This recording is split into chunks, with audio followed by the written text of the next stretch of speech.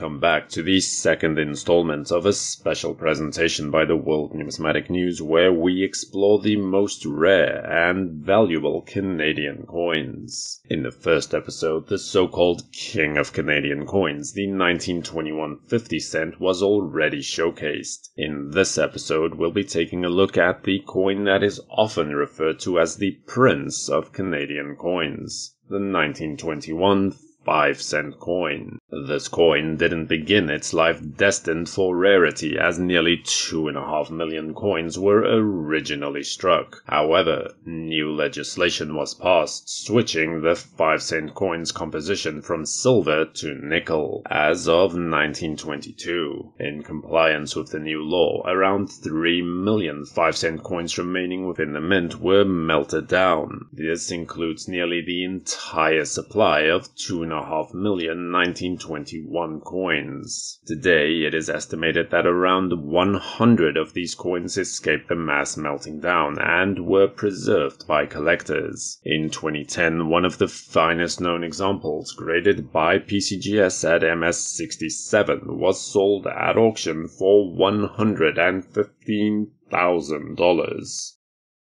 The first of two 25-cent coins on this list is the 1906 small crown 25-cent coin. The coin is so named due to the variety that exists on the reverse design. During 1906, the reverse design of the coin was altered in order to extend the circulating lifespan of the coin. Notice the size and level of detail in the crown itself, where the large crown design contains a much higher level of detail and slight variations in the design. The oak leaves in the wreath themselves were also slightly redesigned for the more detailed look. Then finally, a bit more difficult to compare, but the serif dividing the denomination and the date is also shorter on the large crown coin. The reverse coin die was seemingly replaced very early into production, and it is estimated that only around 100 coins were minted using a single small crown die. An exceedingly rare coin. In 2006, an AU55 coin graded by PCGS was sold for $19,550 and would be worth considerably more today.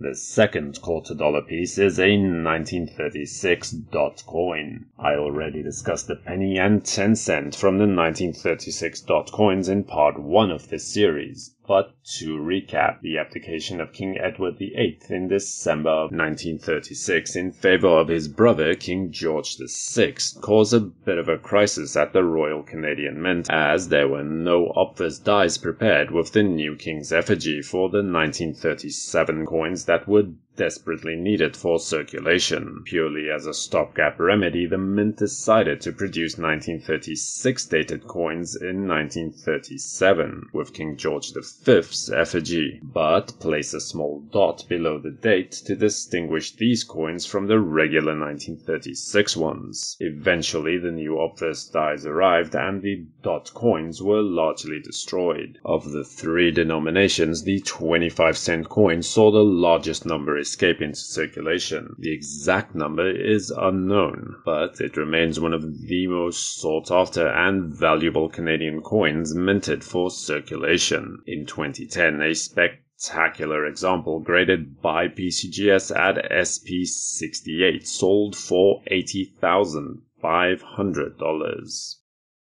Despite having a mintage of 6,111 coins, the 1916 C Canadian sovereign is a single rarest Canadian sovereign available to collectors today. Only around 50 coins have apparently survived to this day, and it remains one of the most elusive coins to sovereign collectors worldwide. What happened to the remaining 6,000 mintage is a mystery that remains, as of yet, unsolved. In 2015, an MS66 coin graded by PCGS was sold at auction for $88,125.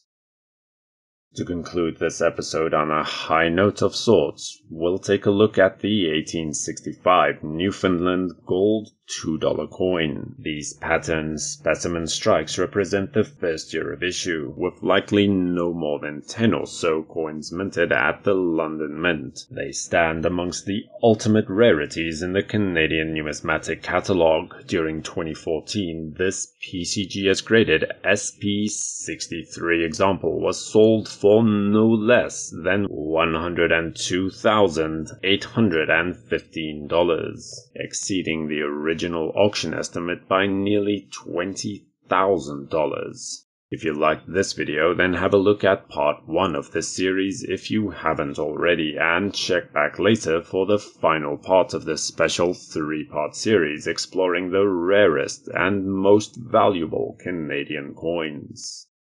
Remember to stay subscribed to WNN and activate notifications to be notified of new episodes as they are released. For the World Numismatic News, I am Numisman saying thank you for watching, keep collecting, and have a great day.